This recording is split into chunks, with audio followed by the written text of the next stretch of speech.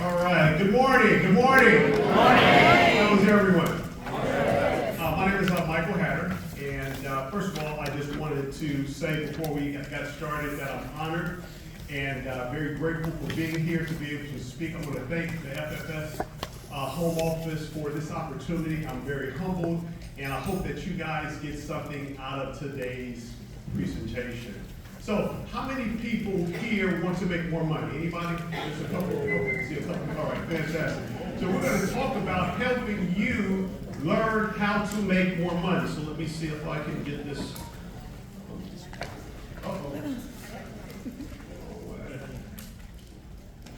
There we go. All right. Okay. So today we're going to talk about IULs versus qualified funds. How to sell qualified plans. Okay. And I don't know who that guy is, but he looks a lot younger than me. So what's on our agenda for today? So the first thing is having the right mindset. Okay, so we're going to talk a little bit about our mindset and what it takes to be successful. We're also going to talk about being a financial professional, right? And we talked about that a little bit earlier today. How many people in here are a financial professional? Everybody's hand should go up, because you are a financial professional, so obviously we need to talk about that. We're going to talk about the differences between an IUL and a qualified plan. What are the differences? We're also going to discuss what is an IUL. That may be a strange question for people that already sell IULs, right? But we're going to kind of dig into that a little bit deeper. What is a qualified plan, right? So we got a little bit of information about that a little bit earlier from Gary, and we're going to talk about that a little bit more. And then who is a good candidate for an IUL, right? So we're going to talk a little bit about that. We're going to have a case study so we can bring everything together, and then we're going to wrap it up with some questions, okay? Does that make sense? Yes. You guys ready to do this? Yes. All right, just a couple of housekeeping items, because when I come here, I come to learn, right? And what I learned yesterday from Bill Cates was that if anyone is asleep or not paying attention, I got a nice little ball right here. So, yeah, I see. Okay. So if I catch you sleeping or nodding off, you're getting the ball. Okay. So anyway, let's get started. Now, how many people do you think wake up every day and say, you know what? Today is the day that I'm going to buy life insurance. How many people do you think? Nobody wakes up and then go to bed drinking about buying some life insurance. Okay, all right. So, when I first got started, I learned about the IUL. And I thought that was the greatest thing since sliced bread. So I wanted to give this product to any and everyone. And I was what you call a hammer. And everybody that I talked to was, guess what? They were a nail. Has anyone ever been a hammer in here? We got any hammers? Okay. So that was me. But look at my poor little customer, right? Like, wait, no, listen to me. I have feelings. I didn't care. Because you're getting ready to get it, right? So we have to listen. We have to listen. And this goes back to the mindset, right? We have to listen to what our clients, what they have to say, what they're looking for, and more importantly, how we can bridge that relationship and how we can show them some solutions, right? Now, also when I started, I thought that everyone needed an IUL. I didn't care if they were 5 or 65. They were getting an IUL, right? So what I was trying to do was put a square in a circle. Has anyone been there before? Just me? Okay, with a couple of people, all right. So we don't want to do that, right? We want to make sure that as we're talking to people, we're understanding what their needs are. The sales come later, guys. But building that relationship, understanding what they're looking for and what we have to offer and bridging that gap. That's what we do, okay? So don't be that person that I was right there. That wasn't good. All right. But who we are financial professionals. So if you didn't know that, now you know that. So I want everyone to say with me that I am a financial professional. I am time, we're going to say it like we mean it. One more time. I am a financial professional. I am a financial professional. Absolutely. What makes you a financial professional? License. Absolutely. What else? Education, knowledge, and expertise. This is why we come here. Absolutely, right? We want to become an expert at what we do. That's our expertise. That's what makes us a financial professional. See, when I go out, and I used to go out and I had one product and everybody was going to get that product, it didn't matter what you wanted is what I was going to give you. How many people have heard of HIT before? Anybody ever heard of HIT before? Right? Any color you want, as long as it's black. Yeah, who said that? Exactly. You can have any car that you wanted as long as it was black. Right? Now, when we look at those types of things, that's not what people want. People like choices. The last time I bought a car, I don't think I went into one car dealership, looked at one car, looked at one color. I don't know how you shop, but most people want variety, right? They want to look at different colors, different models, right? Test drive and all those types of things, right? What do you think your clients want? Do you think that they want choices? Yes. Do you think they want to see different options? Yes. Right? Different makes, different models? Do you think that they will want to see something? Absolutely, yes they do. So that's what distinguishes us as financial professionals, that we're able to look at their needs, determine what their needs are, and then choose the appropriate product that's right for them. Does that make sense? Yes. Now, what we don't want to be is this guy, right? See, when you're just offering just one thing and only one thing and everybody's got to get that one thing, you're not a financial professional. You're a salesperson. Are we salespeople? No. Absolutely, we're not. What are we? Financial professionals. That's who we are, and that's what this is all about. Okay? So we want to make sure that, again, I think Tony did an excellent job doing the needs analysis. We have to determine what the needs are. Because people always ask me, Mike, is an IUL the best thing for me? And you know what my answer is? It depends. It depends. Right? I know nothing about you. See, if I was a salesperson, absolutely. How much you want to do a month? Let's go. Let's get your pen out. Where's your driver's license? I mean, all that stuff. Right? No, I'm a financial professional. I just can't go out and make a decision. I have to do what? I have to examine you. It's like a doctor-patient relationship. I first have to diagnose and determine what the condition is. Does that make sense? Yes. So we're not cheesy salespeople, right? Right. Now, let's dive into it, you guys. So, what is a qualified plan? Now, Gary did a great job, so you guys should nail this. What is a qualified plan? Okay, those are 401k, 457, okay. Absolutely. So let's start putting them up, right? A Roth IRA.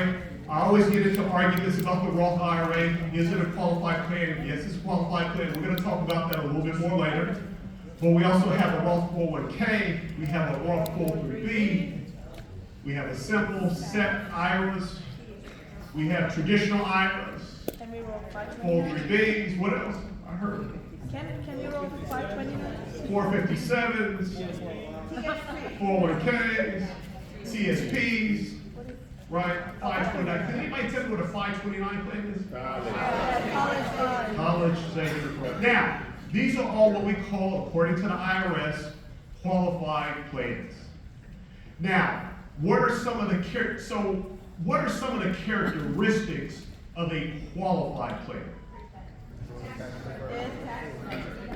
Tax deferred, what else?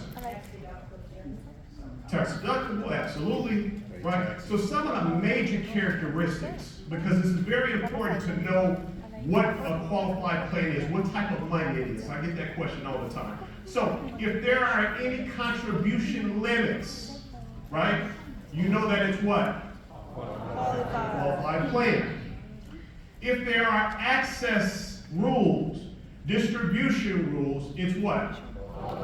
It's a qualified plan. It's very simple, but you have to be able to understand if it's qualified or what we call non-qualified, right? Big difference. Now, can anyone tell me what are the contribution limits to an IRA in 2025? I'm going to say it with some confidence. How much? $7,000. And if you're over 50?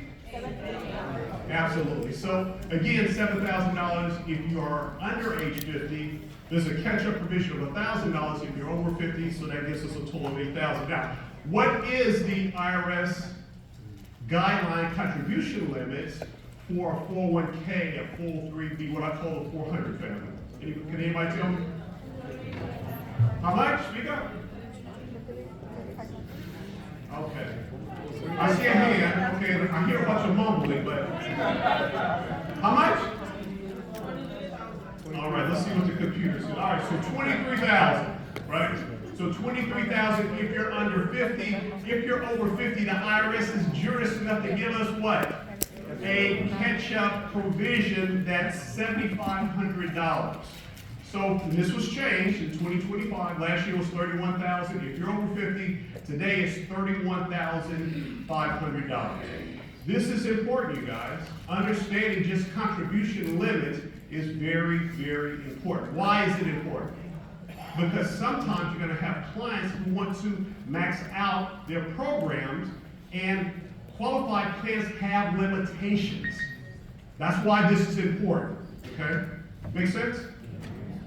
Yes. Yes, ma'am. What's that? It's 23,500 for 2025. Is it 23.5? Yeah, they changed it for 25. Okay. Who made these slides? We got to fire that. 23,500. That guy, he's out of here. Let's get rid of him. All right. So remember these qualified plans, right? They have a couple of challenges. Number one is access. So if you wanted to access those funds prior to age 59 and a half, if it's a non-hardship, then the IRS will assess a 10% penalty on your money, right? I'm not going to get into hardships. You can look them up. But again, if it's a non-hardship, the IRS will assess a 10% penalty, which is ridiculous. If you're over 73 and a half, the IRS says now it's time to start taking out money. Why? Think about it. Let's say that you started a 401k when you were age 30. Now you're 73. That's 43 years later. And your favorite uncle hasn't collected what? Taxes. Any taxes. So now he requires you to take out that money, and the penalty if you don't is 50%. It's actually 25%. I'm going to fire that guy that made the slide. Right. Now, but still, that is pretty severe, because what happens if you don't need the money? Again, you're forced to take out the distribution. So again, we have access issues with qualified money. We have distribution rules when we're over 73 and a half. And look at our poor client. He's just getting squeezed in the middle with a screw in his back. What a bad way to go, guys. He's just getting it, right? Now, what is the difference between an IUL and a qualified plan? Let's talk about that. So with qualified plans, number one, contribution to deposit on a pre-tax basis, right? So what the theory is that I'm putting money in on a pre-tax basis. That's going to lower my tax bracket and put me into a lower tax category. Has anybody heard that? Yeah. You know, that's pretty much a fallacy today. Most people, even if they're maxing out their contribution, are probably going to be in the same tax bracket that they're currently in. And if they do fall up under a lower tax bracket, the savings on it is going to be minuscule. Trust me, it's a fallacy. Now, 30 or 40 years ago, when there were 36 tax brackets, it made sense. It was easier to get into a lower tax bracket. Today, there's 7, and it's more difficult to get into that lower tax bracket. So it's a little bit of a fallacy. There could be possible matching from the employer, right? They can match up to 6%. So that may be a possibility in their qualified plan. They must pay taxes on contributions and earnings on distribution. Now, think about this. So let's say that you have a 401k plan and you're contributing $1,000 a month, right? So you contribute $1,000 a month for 30 years, right? So $1,000 a month, that's $12,000 a year. At the end of 10 years, that's $120,000. At the end of 30 years, that's $360,000. You never pay taxes on it. Does that make sense? Yeah. Now, we haven't paid taxes on that. I understand that we owe taxes on that 360. But why are we paying taxes on the earnings? Why do we do that? We're gonna get a cut. Is that fair? Why does someone get a piece, takes no responsibility, didn't put in a nickel, but they get a percentage of my earnings? Qualified plan. Don't look at me. I didn't say that. That's the messenger. This guy looks like he wants to get me out there. I just report. I call balls and strikes. Now, Uncle Sam has now become what? A partner in your return. So now you have a favorite uncle. We got contribution. And he has some cousins, depending on what state you're in. Right? So there's some state issues that we may have to deal with the cousins. All right? So just understand how a qualified plan works and what your clients have. Does that make sense? Now, when we look at the differences, let's look at our IUL, Index Universal Life. I call it the Swiss Army knife of investments. Why? Because it does so many things, right? It can do literally 5 things in one. There's no contribution limits. As compared to a qualified plan, there's what? Contribution limits. So what happens if we're dealing with someone who is a higher income earner, right? They make, let's say, $400,000 a year, right? They can only put into how much in their qualified plan, their 401k? How much can they put away? Depending on how old they are, right? Right? So there are contribution limits there. IUL also offers permanent life insurance, right? Something, if it's properly funded, right, they have permanent life insurance. This cash value build up with the potential of no risk, right, of losing money. How many people like no risk of losing money? Just a couple of us? Okay, fantastic. All right, so we have access to cash value without penalty, right? So we can always get access to the cash value. But this gives us also compounding interest, whether that's on a monthly basis, on an annual basis. Our money is compounding. What I call a tax-free bank, we have the ability to borrow against ourselves. Now, how many people would lend themselves some money? Anybody? A couple of us. Okay, I only see half the room. Okay, well, you wouldn't do it. I understand. It might be a bad risk. I get it. Right? But we have the ability to be and offer ourselves money through financing our own money. It's a powerful concept. And it could have a potential for retirement income, again, if properly funded. I'm using certain languages, you guys, right? Very specific. Why? Why am I specific? Because we are financial professionals. This is how we talk. Does that make sense? Yes. This is how we talk. That's how people know that we're what? Financial professionals. Even though I told you that. Remember that Swiss Army knife? It does so many things. Now, I talked to people and said, you know what? An IUL, Index Universal Life, is fantastic for you, and the numbers were great. And you know what they said? I don't want life insurance.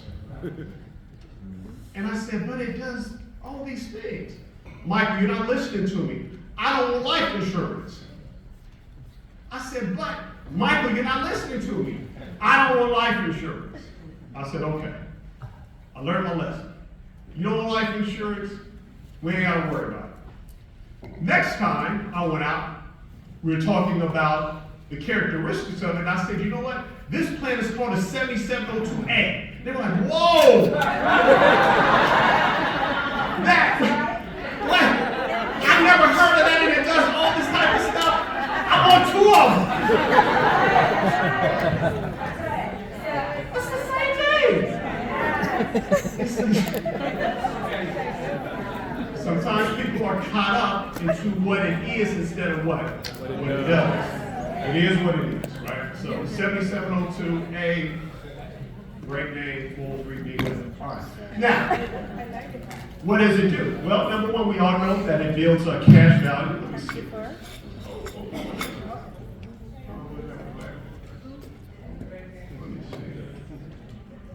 Okay, whatever. All right.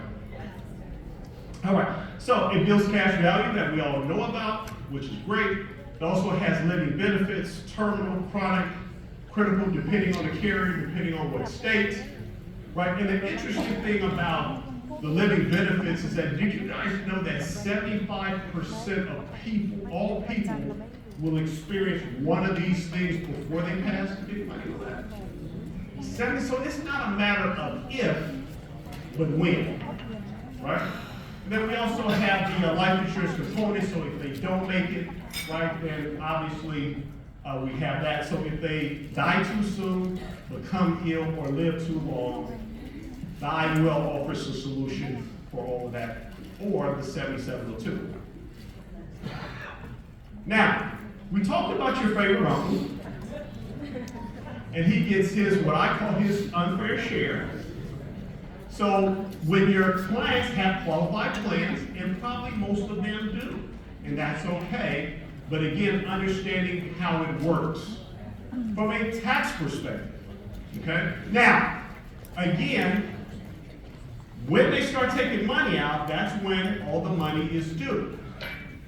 So remember how that works, and your clients need to understand. Most of them are shocked in retirement how this works. They didn't understand it, right? Because all those years not paying taxes on it was great until what? The Grim Reaper showed up. So let me tell you a quick story. So let's say, for example, that I'm a farmer. Okay, and I know that I'm not dressed appropriately for it, but just play with me for a second. So let's say that I'm a farmer. And I just got a farm and I'm getting ready to plant my seeds. So, next thing I know, a car is pulling up my driveway. And a gentleman gets out, and guess where he's from? He's from the IRS. And he says, Michael, I see that you're getting ready to plant your seeds. I need to tax you on that seed. And I explained to him, I just got started, I don't have a lot of money. He says, no problem. What I'll do is I'll come back and tax you at your harvest. So what do? I'll plant my seeds. Now I have a harvest as far as the eye can see, but guess who I see coming in the background? Yeah, that good old IRS guy. 30 years ago, still working for the IRS. He comes up to me with a couple of big bags behind me and he says, now I get to tax you on your harvest, right? But what did I just describe? I just described a deferred 401k, 403b, IRS. What the IRS says, don't worry about paying your taxes today, you'll pay them later at your retirement, right? Now, think about this. Would I have been better off paying taxes on the handful of seeds or on the entire harvest? Obviously on the seeds. So again, understand what our clients have and some of your clients with the qualified plan, how it works. Does that make sense? Now, again, this is not to scare anyone or anything like that. We're doing what? Presenting information as what? A financial professional. Absolutely. All right. Now, who is a good candidate for IUL? Let's talk about that. So people to look into diversify their portfolios. Now, in my professional opinion, I think everyone should have at least 25% of their budget or their finances in life insurance. That's my personal opinion. Key business individuals, a person like the business owner or the CEO or the top salesperson, right? Someone who's key to the business is another good consideration for an IUL. People who need to borrow money, right? Have easy access to money, liquidity, right? For emergencies or other investments. They're also a great candidate for an IUL. Oh, I'm sorry. Let me go back. Excuse me. Okay. Moving too fast. Just let me know. I get some water, right, guys? So I'm good. I'll take a little break too. All right, can I move on? All right, sorry about that. Just stop me, let me know. All right, so who else? Estate planning purposes. We talked about a little bit this yesterday, right? About estate planning and all those types of things. right? Especially against probate taxes, right?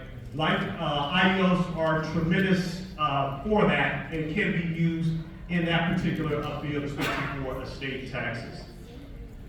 This is the big one. This is, I would probably say, for my business, this is where 90% of it comes from, is people who are looking to get additional retirement income, right? To supplement whatever that they have. I would probably say, would you guys say that this is the biggest part of your piece right here, the people that are getting IULs? Okay, so yeah, retirement income for investors, all right? And then cautious folks, a lot of people are a little leery. The market's been going up and up. And they know that that probably won't last, which it probably won't. Every 10 years, the market takes what we call a dump, right? And it's been on a pretty good ride, and it's something that a lot of people, they want to leverage themselves and make sure that they don't have that much money at risk, right? So this is what I call a cautious investor. All right, so let's look at a case study. Okay, let's put it all together. So we're going to call our client Sally Smart Saver. Okay? So Sally Smart Saver is 36 years old. She's married with 2 children, 3 and 7.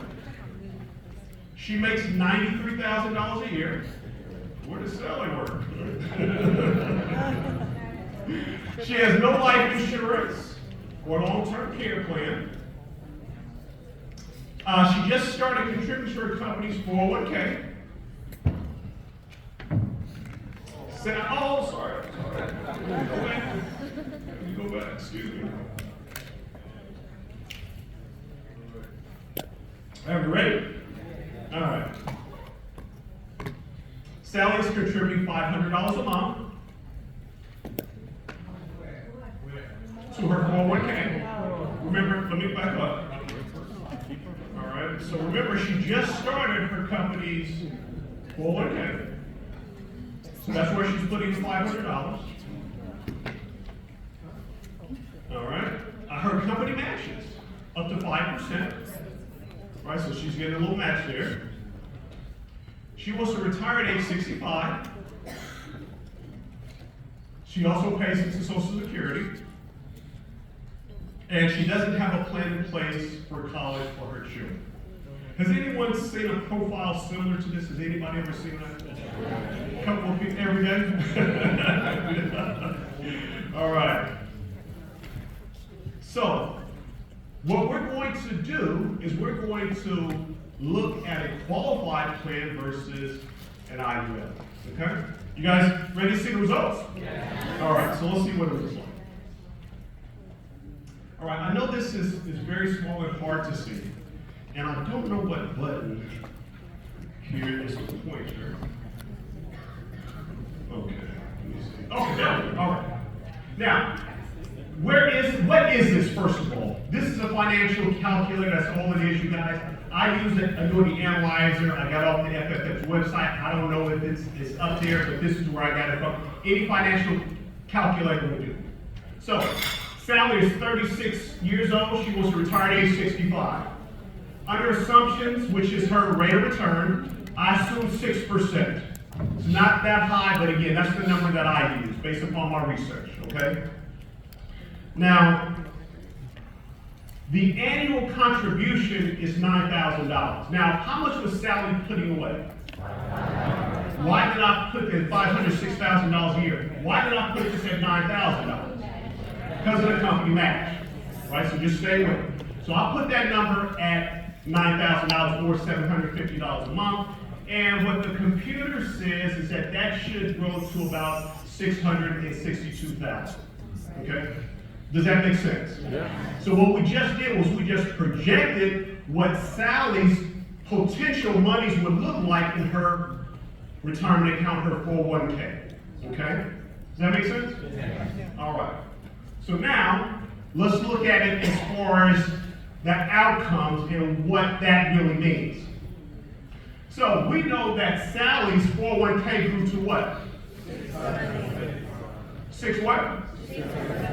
667, right? Well, it says 670. I like Sally, so I gave her extra 3,000, right? I just like rounding. Okay. Now, remember that was a qualified plan, which means what?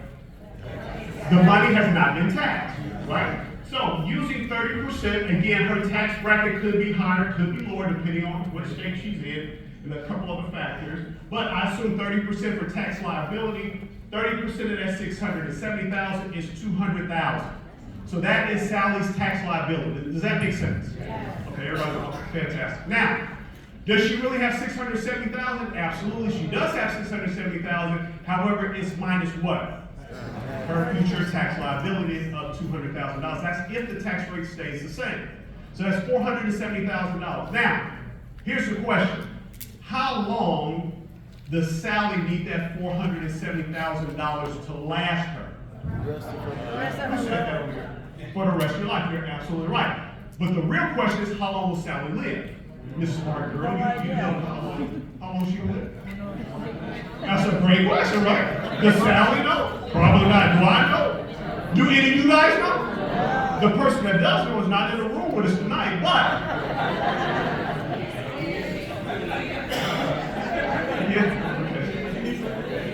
but remember, we're what? Financial professionals, so we use rules.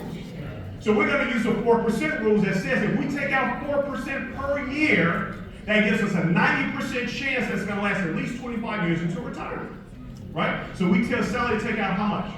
4%. Does that make sense? No? Okay. Question section, just we can see. All right. So let's look at the results with an IUL. So with an IUL, again, I know that the numbers are small, but again, we're putting in the same amount of money, the $9,000 or $750 a month. That's going to give Sally $640,000 worth of life insurance. She didn't have any life insurance, so remember that's Swiss Army knife.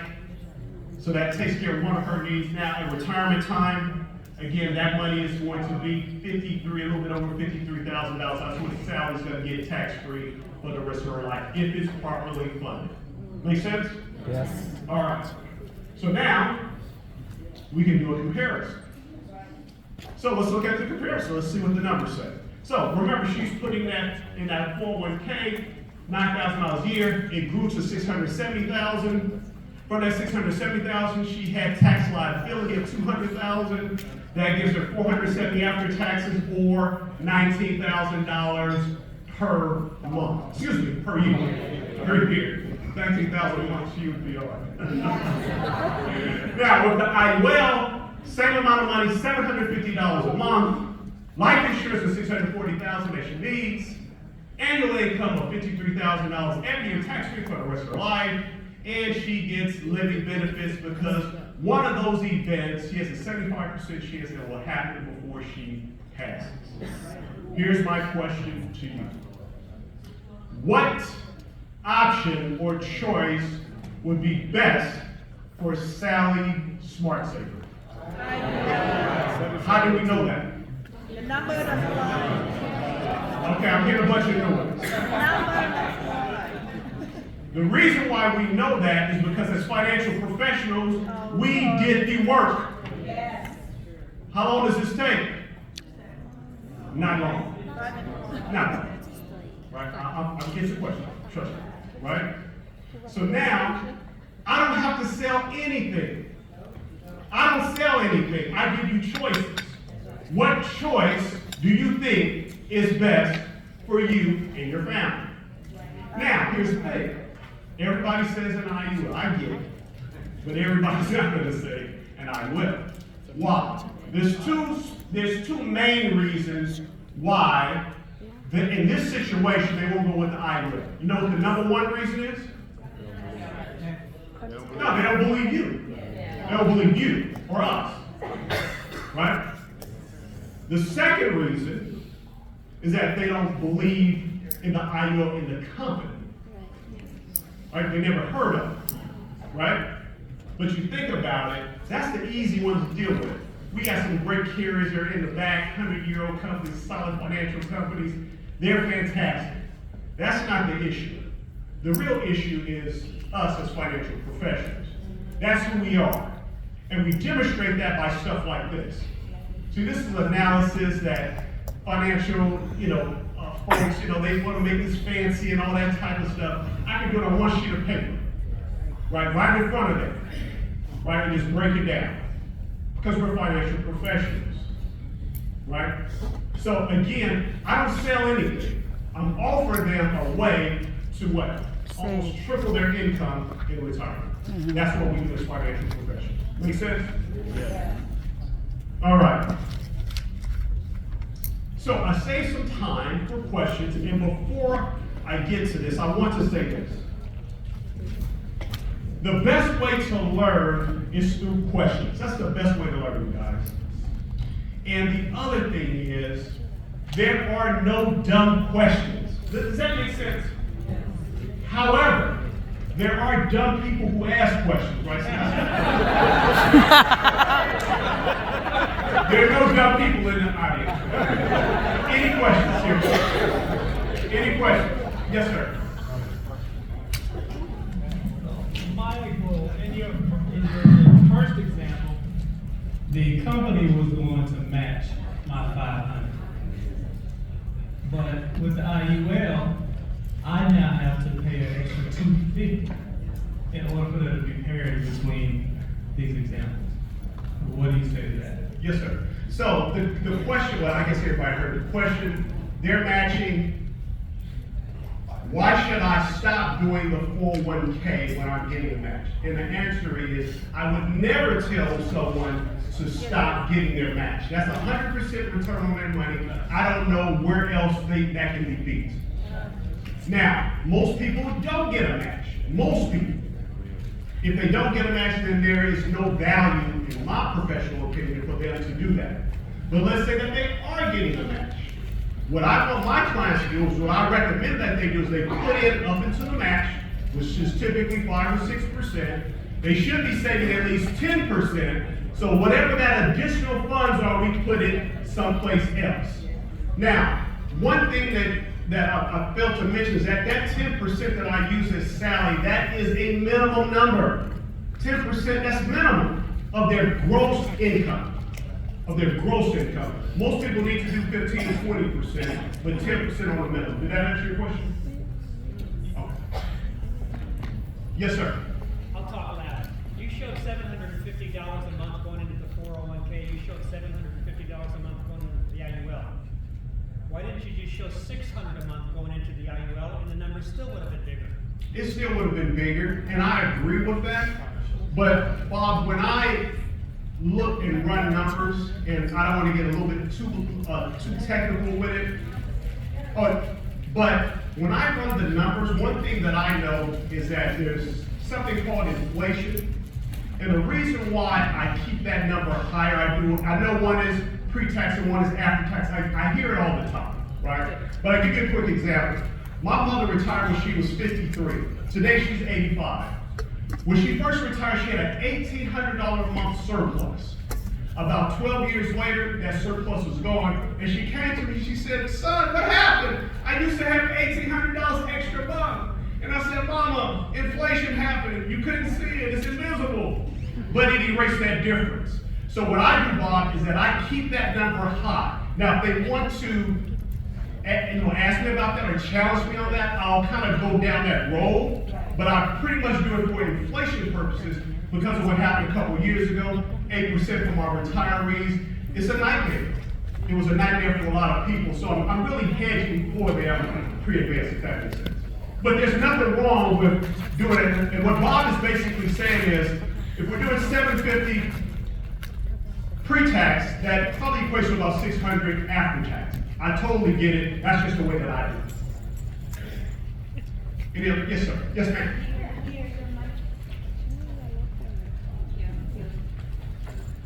I know how I would ask this, or how I would answer this question, but I'm curious how you would. So the seed and the harvest, I definitely would rather be taxed on the seed, but for those who are like, well, but my harvest is just so much bigger if it hasn't been taxed at the beginning, and, or, basically if I decide that I'm gonna take that tax deduction right now, I get to grow on a bigger pool of money the whole time.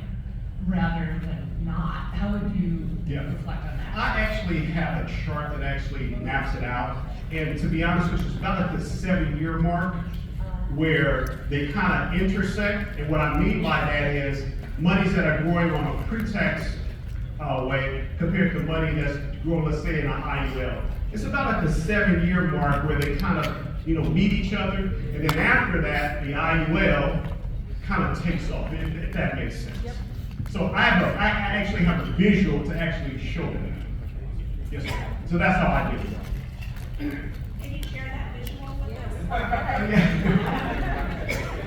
I don't have it. I'll email it to the FFS and Thank you. we'll see what happens after that. Yeah, ask AI. Yes. Sir. Yeah, I think I have some smart person asked that question. I think. I had some people ask a question saying that the qualified plan and IUL, and they're saying that if the IUL is such good, why the employer in the nation does not offer the IUL for the employees? I think that's a question they kind of asking. Yeah, absolutely. So the question is, if this IUL is so great, why isn't my employer offering it? And the answer is they haven't ran it to us yet. Let me talk to your employer. Let me talk to the HR department. Let me get in front of the finance manager, the benefits manager, and put this as an offering on top of what they're doing. It should be added to that. And the reason why it's not is because there's not enough of us telling these employers to put that as an option. It's exposure. They haven't heard of it, most of them. It's not enough of us to share your story that you are presenting it really well today to the world. Absolutely. So go tell the world what Michael has shared with us. Yes. Great job. Any other questions? I'll make a comment. Last week, I did negotiate with a company looking at bringing an IUL into payroll deduction for their type firm. Yeah, real quick, I have a business client, it's a dental office. And in California, there's something called CalSavers. They're forcing all businesses that have at least 3 employees to offer a retirement program. They're on him, he has an IUL. He said, hey man, you need to come in and talk to my employees. So even though they can offer a qualified plan that they're required to by the state of California, he still wanted us to come in and offer his clients, what you're just talking about, the IUL. Yes, it's happening. It's just a slow process, but it's happening.